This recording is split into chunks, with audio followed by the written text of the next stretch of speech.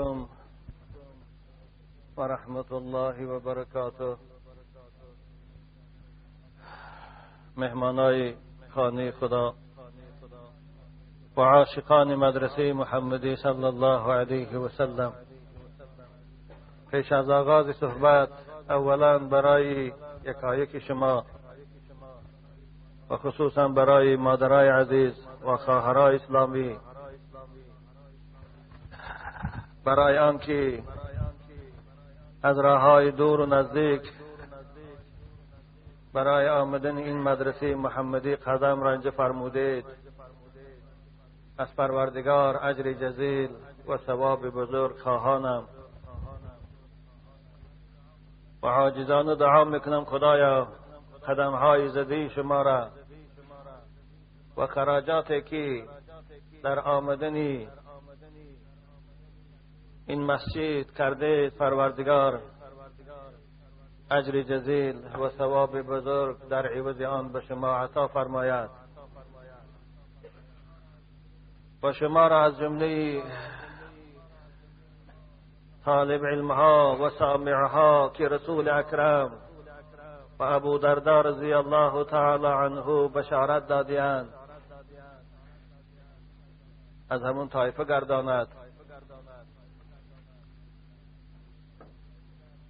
و چگونه که در جمعه گذشته اعلان داشته بودم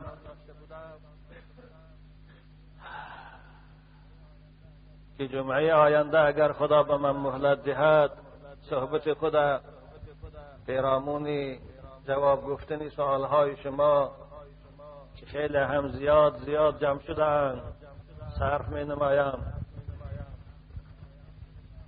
و الحمدلله این ساعت برای ما دست داد و الان با شما از بالای این منبری پیغمبر بزرگوار معلم اولی مکتب قرآن با شما رو فرو هستم و انشاءالله درخواست های شما را و خصوصا سوالاتی که از جانب خواهرای اسلامی به من وارد شده است با قدر دانش ناکرایی خود جواب میگویم. انشاءالله جمعه آینده صحبت در باب قیام لیل و نماز شب و راز نیاز بنده در دل شب با پروردگار صحبت میکنم، به خاطر آنکه امروزها و این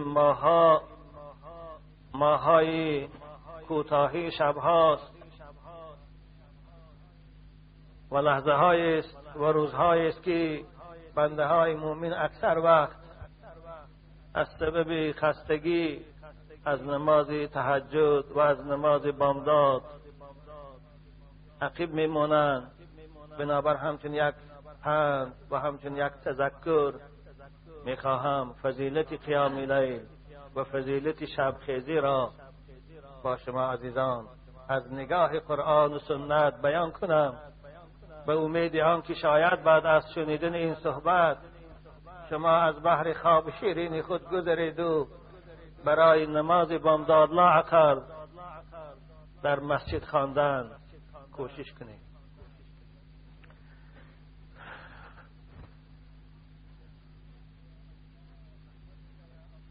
احمدك يا الله كما ينبغي لجلال وجهك ولعظيم سلطانك، وأصلي وأسلم صلاة وتسليما يليقان بمقام أمير الأنبياء وإمام المرسلين سيدنا محمد وعلى آله وأصحابه اجمعین. اینجا مدرسه محمدی است، اینجا مکتب است که اساسگذار او بنیادگذار او حبیب خدا و آفتاب تابان رسالت محمد ابن عبدالله است و برای یکایک ما و شما عاشقان این مدرسه لازم است و ضرور است پیش از آغاز درس اولا صلوات، اولا تحیات به روح پاک این پیغمبر بزرگوار همچون گلدسته تقدیم نماییم.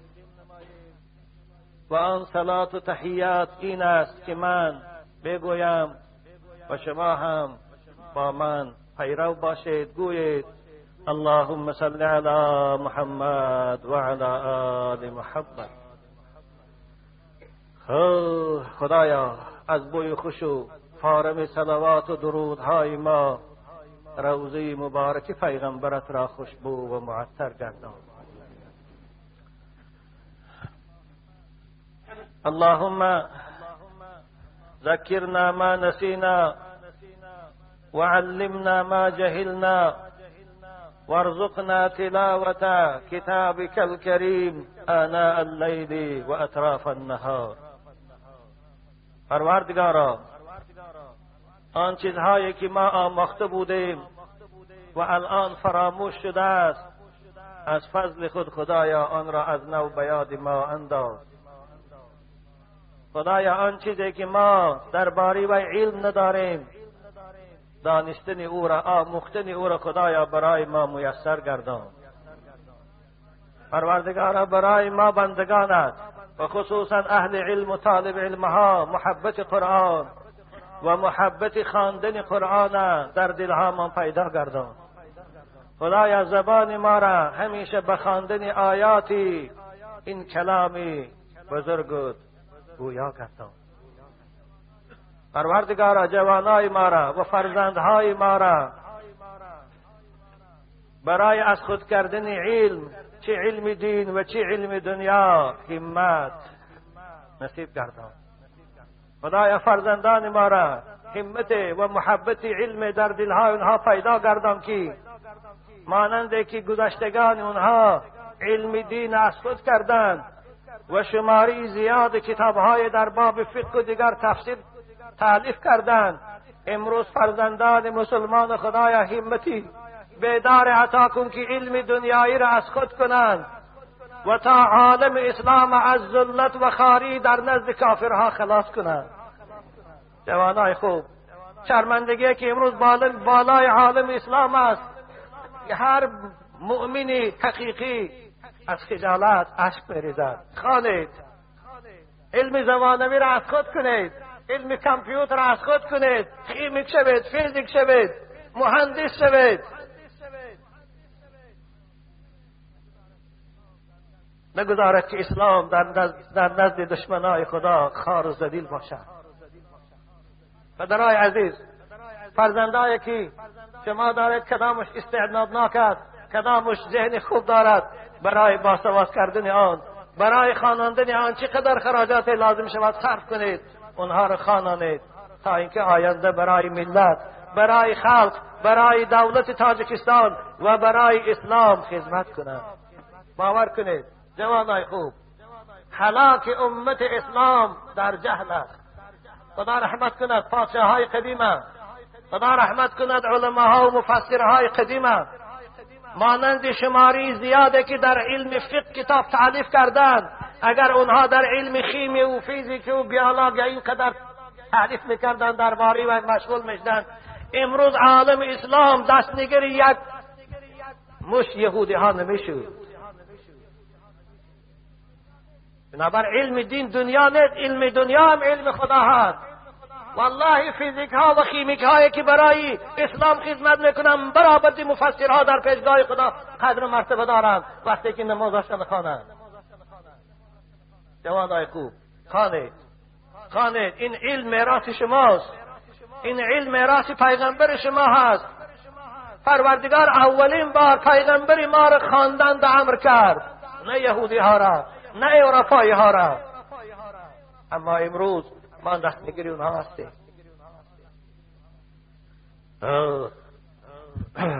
پروردگار شما را جوانای خوب همت اتیت کی برای خلاص کردن